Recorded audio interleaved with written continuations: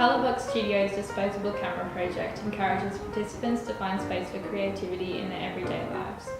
On a Monday in October, we gave 26 participants a disposable camera and sent them off to fill it within 24 hours.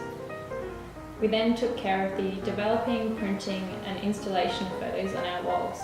The result was over 500 photographs and a really interesting insight into what captured participants' interest in that short time frame.